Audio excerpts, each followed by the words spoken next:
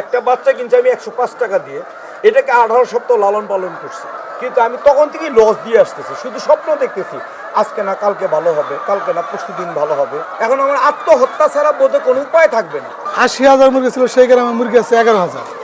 প্রত্যেকে এই চেকের মামলায় বিভিন্ন মামলায় এলাকা থেকে গুরুত্ব হয়ে গেছে, মানে এলাকা ছাড়া হয়ে গেছে। যেমন হয়তো অনেকে এই জায়গাতে আছে যে কিছু খামারি আছে ঋণের দায়ে স্ট্রোক করে মারা গেছে, এরকমও অনেক খামারি আছে।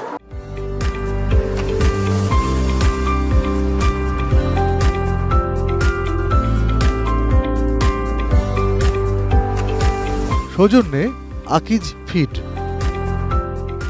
সবাইকে স্বাগত জানাচ্ছি কৃষি ও কৃষকদের নিয়ে এটি নিউজের আয়োজন কৃষি ও প্রযুক্তি অনুষ্ঠানে। এই ছবি দেখে নিশ্চয়ই বুঝতে পারছেন আমি দাঁড়িয়ে রয়েছি একটি মুরগির খামারে। প্রতিদিনের খাদ্য তালিকায় এরকম একটি ডিম কিন্তু আমাদের থাকে। এই ডিমের দাম নিয়ে গত 1 থেকে 1.5 বছর তেমন কোনো সাড়া নেই। কিন্তু আপনি জানেন কি যে এই ডিমটি যারা উৎপাদন করছে তারা কয় টাকা পাচ্ছে? এই ডিম উৎপাদনকারী প্রান্তিক খামারিরা প্রতিদিন গড়ে 4 থেকে 5 টাকা লোকসানে বিক্রি করছেন একটি ডিম। কেন এমন হলো, খামারিরা কি ভাবছেন, তাদের উত্তরণে কি উপায়, সেটি নিয়ে আজকের কৃষি ও প্রযুক্তি অনুষ্ঠান। পুরোটা সময় আপনাদের সঙ্গে আছি আমি ফেরদৌস রহমান।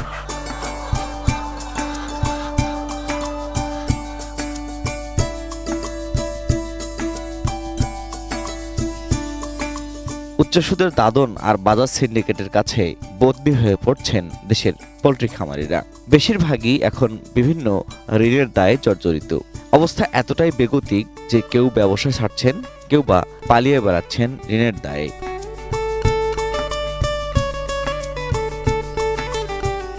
দেশের পোল্ট্রি শিল্পের অন্যতম উৎপাদন কেন্দ্র গাজীপুর, টাঙ্গাইল ও ময়মনসিংহ অঞ্চল। এখানকার লাখ লাখ ডিম মুরগি দীর্ঘদিন ধরে নিম্ন ও মধ্যবিত্ত মানুষের আমিষের চাহিদা মিটিয়ে আসছে। কিন্তু গত কয়েক বছরে ডিমের দাম না পাওয়ায় একে একে বন্ধ হয়ে যাচ্ছে খামারগুলো।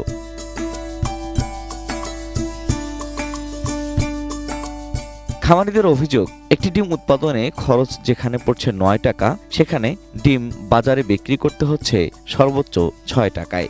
ফলে প্রতিদিনই লোকসান গুনতে হচ্ছে খামারিদের।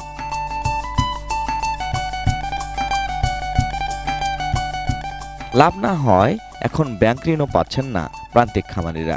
বাধ্য হয়ে মহাজন বা ফরিয়ার কাছে উচ্চ সুদে ঋণ নিচ্ছেন তারা। বাধ্য হচ্ছেন কম দামে ডিম বিক্রি করতে।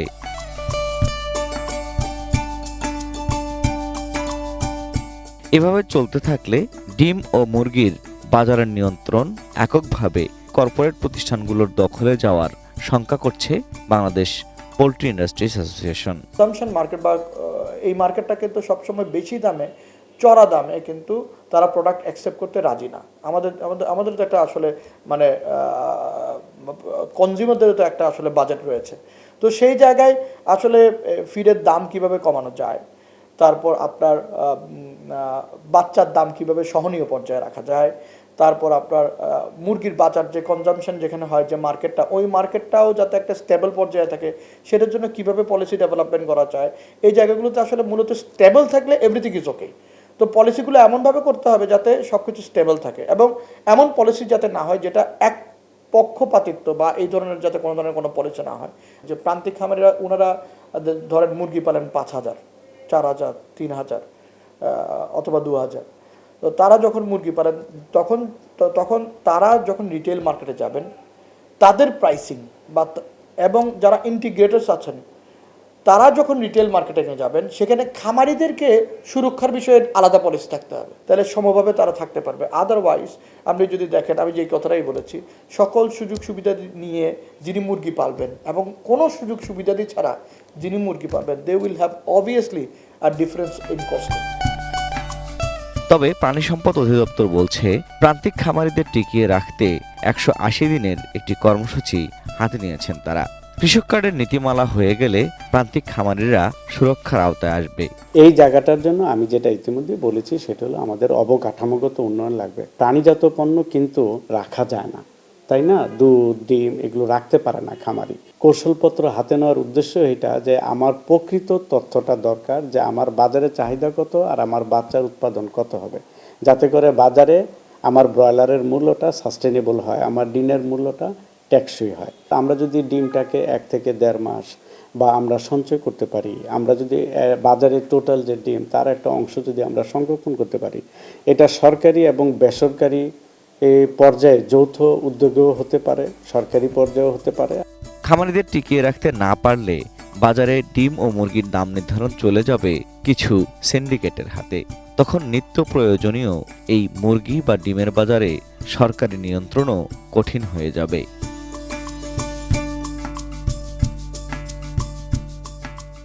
দর্শক, আমরা প্রান্তিক খামারিদের কথা বলছিলাম। আমরা একজন প্রান্তিক খামারির সঙ্গে আছি, রাকিবুজ্জামান বাবু। তিনি টাঙ্গাইলের ভুয়াপুরের বরকতপুর গ্রামে তার খামারে আমরা রয়েছি। তার সাথে একটু কথা বলি যে প্রান্তিক খামারি হিসেবে এই যে ডিমের দাম যেটি বাজারে চলছে সেটিতে তিনি কেমন আছেন। বাবু ভাই কেমন আছেন আপনি? আলহামদুলিল্লাহ ভালো আছি। জি বাবু ভাই। কেমন আছেন? আচ্ছা বাবু ভাই, প্রান্তিক খামারিরা আপনারা মানে বলছেন ভালো আছে, কিন্তু খামার নিয়ে ভালো আছেন কি আপনি? কি হয়েছে খামারে আসলে? মানে এই যে একটু মানে এখন বলতেছেন যে আপনারা ডিমের দাম পাচ্ছেন না, আসলে খামারে হচ্ছে নাকি? এখন কি অবস্থায় চলছে আপনাদের খামারগুলো? আমাদের এই পোলট্রি সেক্টরের মূলত নির্দিষ্ট কোনো নীতিমালা নাই, যার কারণে আমরা সেই ইস্ট বেঙ্গল ইন্ডিয়া কোম্পানির থেকে শুরু করে অদ্যাবধি যে সরকারি আসুক না কেন, এর প্রতি আমাদের সরকারিভাবে সুনির্দিষ্ট কোনো দৃষ্টি না থাকার কারণে বারবার খামারিরা হোঁচটের মুখে পড়তেছে, যেটার ভুক্তভোগী আমি একজন প্রান্তিক খামারি হিসেবে প্রমাণিত। যেমন আজকের দিনে আমরা এই ডিমটা বিক্রি করছি বাজারে 5 টাকা 50 পয়সা। 5 টাকা 50 পয়সা। আর এটা আবার উৎপাদন ব্যয় আছে 9.5 টাকা করে। উৎপাদন ব্যয়টা কি হয় 9.5 টাকা নির্ধারণ করতেছেন কি? এই 9.5 টাকা আমার একটা মুরগিতে প্রতিদিন খাবার খাচ্ছে যে মূল্যের 120 গ্রাম করে খাবার খাচ্ছে, প্লাস বিদ্যুৎ বিল, কর্মচারী বিল, ভ্যাকসিন বিল এবং খাদ্যর যে দাম, সব কিছু মিলে 9.5 টাকার ঊর্ধ্বে আমার খরচ পড়তেছে। কিন্তু আমরা গত 1.5 বছর যাবৎ এটা ডিমটা বিক্রি করতেছি 5.5 টাকা, 6 টাকা, 6.5 টাকা। আপনার মুরগি কতগুলো আছে? আমার টোটাল মুরগি আছে 35,000। তাহলে প্রতিদিন কত টাকা লস হচ্ছে? আমার প্রতিদিন লস হচ্ছে, প্রতিদিনে যাচ্ছে আপনার 48,000, 50,000, 52,000 টাকা। তার মানে আপনার মাসে লস তো প্রায় অনেক টাকা, প্রায় 15 থেকে 16 লক্ষ টাকা। 15 লাখ টাকা মাসে লস। জানুয়ারি এবং ফেব্রুয়ারি মাসের হিসাব অনুযায়ী আমি জানুয়ারি মাসে আমার লস হচ্ছে 14,62,000 টাকা নেট লস। তাহলে আপনি টিকে আছেন কিভাবে? এটা টিকে আছে, আর হয়তো বা থাকার কোনো সুযোগ নাই। আমার এক খামারের মুরগি আমি গত মাসের 19 তারিখে এই ব্যবসাকে নিয়ন্ত্রণ করার মানে শেষ প্রচেষ্টা যাকে বলে, এক খামারের আমি 4,000 মুরগি বিক্রি করছি।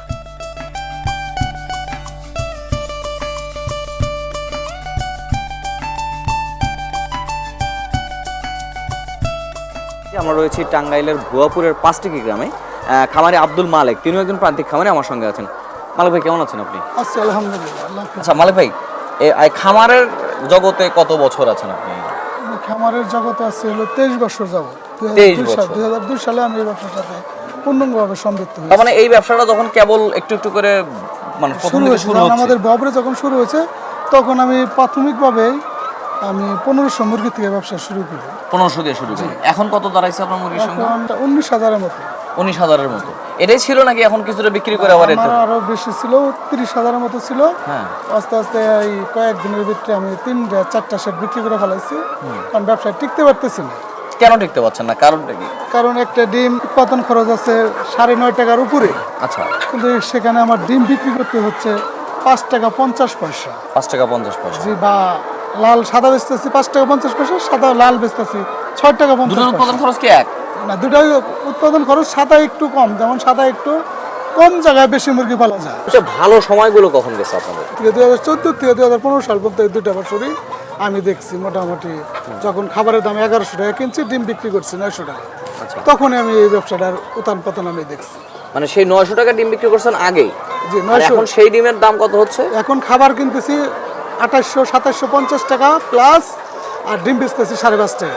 আর তখন খাবার কিনছি হলো এই আপনার 1100 টাকা, ডিম বিক্রি করছি 9.5 টাকা। আচ্ছা, একটা বিষয় হচ্ছে বাজারে কিন্তু আমরা যারা খোলা বাজারে ডিম কিনে খাচ্ছি, তারা খুব একটা তফাৎ দেখছি না, কেন আমার কাছে মনে হচ্ছিল যে আগে হয়তো 11 টাকা হয়ে গেছিল ডিম, সেখান থেকে 10 টাকা হয়েছে, এই 1 টাকার তফাৎ, খুব একটা তফাৎ হয় না। আপনাদের তফাৎ হলো কেন? সাধারণত কিনে খেতেছে ডিম, তারা 9 টাকা 9.5 টাকার ডিম 10 টাকাও কিনতে পারতেছে না, 10 টাকা কিনতেছে, তারা তার কমে পাচ্ছে না। কিন্তু মাঝখানে যে 4 টাকা, এই 4 টাকা কোথায় যাচ্ছে বা কোথায় যাচ্ছে এটা আমরা আসলে আদৌ এটা কোনো পাচ্ছি না। কারণ এই বাজারটা কোথা থেকে আসতেছে বা কে দিচ্ছে এটাও আমরা জানি না। আমাদের ওই দেখা যাচ্ছে ঢাকা কাপ্তানি থেকে বা থেকে বাজার বাইন্ধা দেয়, সেই বাজার অনুসারে আমাদেরকে ডিম বিক্রি করতে হয়। আমার এলাকায় 80,000 মুরগি ছিল, এক এলাকায় এক খানুরবাড়ি গ্রামে 80,000 মুরগি ছিল, সেই গ্রামে মুরগি আছে 11,000।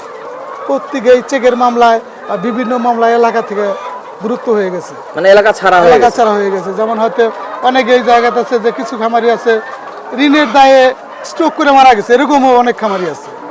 যেমন আমাদের এলাকায় আরো কিছু লোক ছিল যারা ঋণের দায়ে টিকা না পায় বিদেশ পলায় গেছে, বিভিন্ন খামারি এখন বিদেশে শ্রমিক হয়ে গেছে। তারপর অধিকাংশ খামারি দেওয়া হয়েছে চেকের মামলা 8টা 10টা করে বিভিন্ন কোম্পানির মামলা আছে, মামলা নিয়ে তারা দেউলিয়া হয়ে ঘুরতেছে।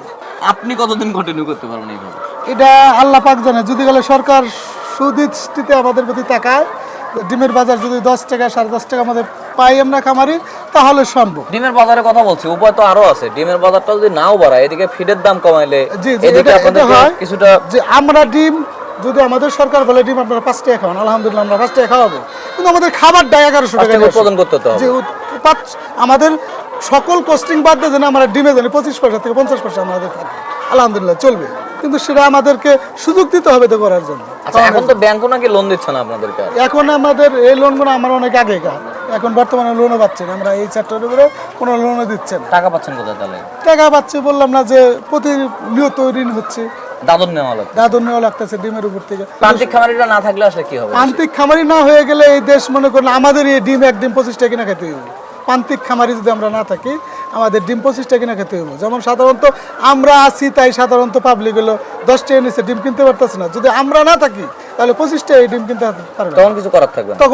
তখন আমাদের জাতির কোনো কিছু করা থাকবে। আবার বিদেশ থেকে আমদানি করলে তো খাতটাই শেষ, তখন খাতটাই শেষ। মালিক ভাই ভালো থাকবেন এবং আশা করব যে সরকার আপনাদের কথাগুলো শুনবে, আসলে শোনা উচিত। ইনশাআল্লাহ, অবশ্যই ভালো থাকবেন ইনশাআল্লাহ। দর্শক, আমরা আব্দুল মালিক আরেকজন খামারির সাথে কথা বললাম। আসলে মোট কথা কেউই ভালো নেই। তারা একদিকে ব্যাংক ঋণে জর্জরিত, আবার প্রতিদিন তারা খামারেও লোকসানের শিকার হচ্ছেন। এই লোকসান এবং ব্যাংক ঋণ সব মিলিয়ে অনেক খামারি কিন্তু ইতিমধ্যেই খামার বিক্রিও করে দিয়েছেন।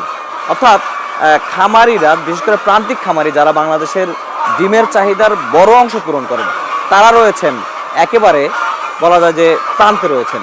এই খামারিদের বাঁচাতে তারা সরকারি সহযোগিতা কামনা করছে। আরও খামারি রয়েছে, তাদের সাথে আমরা কথা বলবো, কারা এগুলো করছে সেগুলো নিয়েই, কেন সমবায় সমিতি বা যারা পোল্ট্রি অ্যাসোসিয়েশন তারা কি বলছেন সেগুলো আমরা শুনবো। তার আগে ছোট্ট একটা বিরতি নিতে চাই, আমাদের সঙ্গেই থাকুন। সৌজন্যে আকিজ ফিড। দর্শক, বিরতির পর আবারও সবাইকে স্বাগত জানাচ্ছি কৃষি ও প্রযুক্তি অনুষ্ঠানে। আমরা কথা বলছি প্রান্তিক খামারিদের লোকসান নিয়ে, অর্থাৎ প্রান্তিক খামারিরা যে খামার ছেড়ে দিচ্ছেন লোকসানের ফলে, সেগুলো নিয়ে কথা বলছি। আমাদের সঙ্গে আরেকজন খামারি আছেন, খন্দকার জাহাঙ্গীর আলম ভাই। তিনিও টাঙ্গাইলের ভুয়াপুর উপজেলার একজন খামারি, কিন্তু তার আরেকটা পরিচয় হচ্ছে তিনি কিন্তু খামারিদের নিয়ে একটা সমবায় সমিতি করেন এবং খামারিদের ভিতরে নেতৃত্ব দেন তিনি। তার সাথে একটু কথা বলি। জাহাঙ্গীর ভাই, কেমন আছেন আপনি? আলহামদুলিল্লাহ। আচ্ছা ভাই, এই যে আপনার খামারে আসলাম, মানে মনে হচ্ছে খামারটা অনেক গোছানো, কিন্তু খামারের মতো আসলে মনটা আপনাদের নাই। প্রায় 26 বছর ধরে খামার করছেন। এই যে 26 বছর দীর্ঘ সময়, মানে আপনার অভিজ্ঞতাটা শুনতে চাই যে খামারিরা অথবা প্রান্তিক খামারিরা, আপনারা ভালো থাকলেন মন্দ থাকলেন, কিন্তু কখনো মনে হচ্ছে সোজা হয়ে দাঁড়াতে পারলেন না, কেন?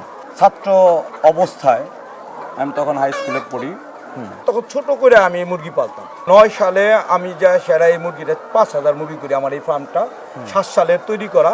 9 সালে আমার প্রথম মানে এখান থেকে বাণিজ্যিকভাবে আমার শুরু। আমরা আগে করতাম হলো নিজেরা ভাঙায় তার বাদে নিয়ে আসতাম। আমি এলাঙ্গা থেকে খাবার ভাঙায় নিয়ে আসতাম, আইসা তার বাদে খামার পালতাম, মুরগি পালতাম। কিন্তু তারপরে আমাদের কোম্পানিগুলো খাবার নিয়ে আসে, ফিড নিয়ে আসে। মানে ফিডটা আগে ছিল না? না, ছিল না। আপনারা খামারিরাই বানাইতেন? খামারিরাই বানাইতাম। যখন এই কোম্পানিগুলো ফিড নিয়ে আসে, তখন আমরা ফিডের পিছনে দৌড়াই। তখন আমার যতটুকু স্মরণ আছে যে সর্বোচ্চ আমরা 850 টাকা থেকে শুরু করি। এই ফিডের দাম এক বস্তা 50 কেজি? হ্যাঁ, 50 কেজি বস্তা। আর আমরা তখন ডিম বিক্রি করতাম 6 টাকা 6.5 টাকা। এই তাতে তখনকার সময়? তখনকার সময় কিন্তু আমাদের ভালো প্রফিট হতো। প্রফিটদের দ্বারাই আমরা আস্তে আস্তে আস্তে আস্তে এটার উৎসাহ পাই। তার ভিতরে হলো আপনার হলো 2007-এ যখন সরকারের পরিবর্তন হয়, আপনার ফখরুদ্দিন মঈনুদ্দিন যখন সরকার আসেন, তখন আমরা সর্বোচ্চ একটা বাজার পাই। ওই সময় সকল এলাকাতে খামার হওয়ার একটা প্রবণতা বাড়ে। 11 সালে এসে মুরগির উৎপাদন খরচ, ডিমের উৎপাদন খরচ আর ডিমের বাজারের সাথে তারতম্য হয়ে গেল। এই দৌড়াদৌড়ি শুরু হয়ে গেল, দৌড়াদৌড়ি শুরু হলো। বহুজাতিক কোম্পানি যারা ফিট নিয়ে আসলো, এরা কি করলো, নিজেরা ডিম উৎপাদন করা শুরু করলো, বাচ্চা উৎপাদন শুরু করলো, খাদ্য উৎপাদন শুরু করলো। তখন সবই ওদের সব। এই যে ওদের সব হওয়ার পরে এরা কি করলো, যখন খামারিদের লাগে বাচ্চা লাগে, তারা তো জানে, তখন বাচ্চার দাম বাড়ায় দেয় দ্বিগুণ। আবার যখন খামারিদের ডিম আসে, তখন তাদের ডিম উৎপাদন থেকে লস দেওয়া, তারা ডিম মার্কেটে সাপ্লাই করে আমাদেরকে জানে টিকে না থাকতে পারি, এই জন্য যত নমুনার কারসাজি তারা করতেছে। এইভাবেই আমরা আস্তে আস্তে আস্তে আস্তে তার বাদেও চলতেছিলাম। কিন্তু বর্তমান যে অবস্থা, আমি শুধু এতটুকুই বলবো যে যেই অবস্থাতে আমি আসছি, আমি যদি আমার গত রবিবারের কথা বলি, আমি আমার বাবা মায়ের জন্য যতটুকু কাঁদছি, তার চেয়ে গত রবিবারে বেশি কাঁদছি। এ কারণেই আমার বর্তমান 15,000 মুরগি, আমার যে উৎপাদন খরচ, আমার যে প্রতিদিনের খাবারের যে খরচ, 1000 মুরগিতে প্রতিদিন খাবার খরচে লস হয় আমার প্রায় 1,500 টাকা, শুধু খাবার খরচ। শুধু খাবার, এরপরে লেবার কস্ট, এখানে তো লেবার কস্ট আছে, কারেন্ট বিল আছে, আপনার ওষুধ আছে, এগুলো তো ভিন্ন খরচ। একটা বাচ্চা কিনছে আমি 105 টাকা দিয়ে, এটাকে 18 সপ্তাহ লালন পালন করছি, কিন্তু আমি তখন থেকেই লস দিয়ে আসতেছি, শুধু স্বপ্ন দেখতেছি আজকে না কালকে ভালো হবে, কালকে না পরশু দিন ভালো হবে। এখন আমার আত্মহত্যা ছাড়া বোধে কোনো উপায় থাকবে না। কারণ আমি এই মুরগি বিক্রি করলে, 5,000 মুরগি বিক্রি করলে আপনি দেখেন মার্কেটে 180 টাকা থেকে 65 টাকা কেজি মাংস, এই লিয়ার মাংসর যেটা, আমি একটা মুরগির মূল্য হয় 300 টাকা থেকে 350 টাকা। অথচ আমার এর পিছনে খরচ কত, প্রায় 650 টাকার উপরে খরচ মুরগির পিছনে, শুধু একটা মুরগির পিছনে ডিম আনা পর্যন্ত। তাহলে আমি বিক্রি করে তো চালান পাচ্ছি না, ব্যাংক তো কোনো লোন দিচ্ছে না, কোনো এনজিও আমাকে লোন দিচ্ছে না। তাহলে আপনারা টাকাটা ম্যানেজ করছেন কি? ম্যানেজ করতেছি, খাদ্যের দোকানে যাই বলতেছি ভাই তুমি আমার খাদ্য বাকি দাও, খাদ্যওয়ালা কি করতেছে, যেখানে আমার মূল্য আছে 2700 সেখানে ধরতেছে 750 টাকা। ডিমের দোকানে যাই বলতেছি ভাই তুমি ডিম নিতেছো, আমার টাকা সব মুরগি না খায় থাকবে, না খায় তো রাখা যায় না, তাহলে তুমি আমার ভাই ডিমের কিছু হেল্প করো। ও হেল্প করতেছে, ও কি করতেছে, কমিশন করতেছে। এই লসটা একটা যে ডিমটা কিনা খাচ্ছে সে কিন্তু খুব কম বুঝতেছে। কেন কম বুঝতেছে, আমার এই ডিমটা বিক্রি করতেছি আমি 6 টাকা 50 পয়সা। আপনি আমার বাড়ির পাশে একটা মুদির দোকান আছে, আপনি ওখানে যান, এক বস্তা একটা ডিমের মূল্য নেবে আপনার হলো সর্বনিম্ন হলো 35 থেকে 36 টাকা হালি, যা একটা ডিমের মূল্য পড়ে 9 টাকা। তাহলে এই যে এইখানেও কিন্তু 3 টাকা মধ্যভোগীরা খায় ফেলাইতেছে। আমি যাব কোথায়? সরকার যদি প্রান্তিক পর্যায়ে না আসে, উন্নয়নটা আপনার হবে কিভাবে? ব্যক্তি উন্নয়ন একটা, আর দেশের সার্বিক উন্নয়ন কিন্তু আলাদা। সরকার উদ্যোগ নিতে পারে না নিজেরা ডিম বিক্রি করার, এতে ডিম বিক্রি করার উৎপাদন নিচ্ছে, কিন্তু খামারির ন্যায্য মূল্যটা দিয়া খামারির কাছ থেকে ডিমটা ক্রয় করতে পারে না, কিন্তু তারাও তো কোম্পানির কাছ থেকে ডিম ক্রয় করতেছে। আমরা যাবো কোথায়? আমাদের যাওয়ার কোনো নাই, সীমানা নাই। কারণ কয়েকদিন বাদে দেখবেন আমি জাহাঙ্গীর আজকে আপনার সামনে কথা বলতেছি, এরকম অনেক জাহাঙ্গীর আপনাদের সামনে কথা বলছে, কিন্তু তারা কেউ আজকে জেলে, খোঁজ নিয়ে দেখেন, কেউ জেলে, কেউ ঢাকা শহরে ভ্যান রিক্সা চালাইতেছে, বাড়িঘর বিক্রি করে মুরগির ব্যবসা করে। ঠিক আমাদের একই উপায়ে চলে আসছে। যে আমার যে বর্তমান অবস্থা, আমি শুধু এতটুকুই বলবো যে এইখান থেকে যদি বের হয়ে না আসতে পারি, তাইলে আমি যে ক্ষতির মুখে পড়বো সেই ক্ষতি আমাকে উপসহায় দিতে পারবে। দর্শক, আমরা কথা বললাম জাহাঙ্গীর আলম ভাই, তিনি কিন্তু অনেক গুছিয়ে তার দুঃখের কথাগুলো বললেন। হয়তো জাহাঙ্গীর আলম বলতে পারেন বাংলাদেশে অনেক প্রান্তিক খামারি আছে যারা হয়তো গুছিয়ে বলতেও পারেন না, কিন্তু তারা ঋণের বোঝা নিয়ে, তারা দাদনের বোঝা নিয়ে, তারা নিজের জমি জমা বিক্রি করেও চেষ্টা করেছেন খামার টিকিয়ে রাখা। কিন্তু যে দিনগুলো যাচ্ছে, যেভাবে তারা প্রতিনিয়ত লোকসানের সম্মুখীন হচ্ছেন, তাতে আসলে তারা টিকে থাকার স্বপ্নটাকে ভেঙে ফেলছেন। তারা বলছেন যদি প্রান্তিক খামারি না থাকে, দেশের সার্বিক উন্নয়ন ব্যাহত হবে এবং পোলট্রি খাতের মতো যে এত বড় একটা খাত, সেটি আসলে ধ্বংসের দ্বারপ্রান্তে গিয়ে দাঁড়াবে।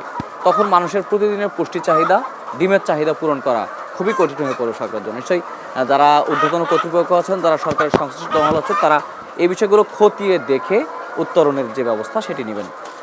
এই খামারিদের প্রতি শুভকামনা জানিয়ে তাদের দিন ফিরুক সেরকম আশা রেখে আজকে কৃষি ও প্রযুক্তি অনুষ্ঠান এখানে শেষ করছি। সবাই ভালো থাকুন, সুস্থ থাকুন এবং সবসময় এটেন নিউজের সঙ্গেই থাকুন।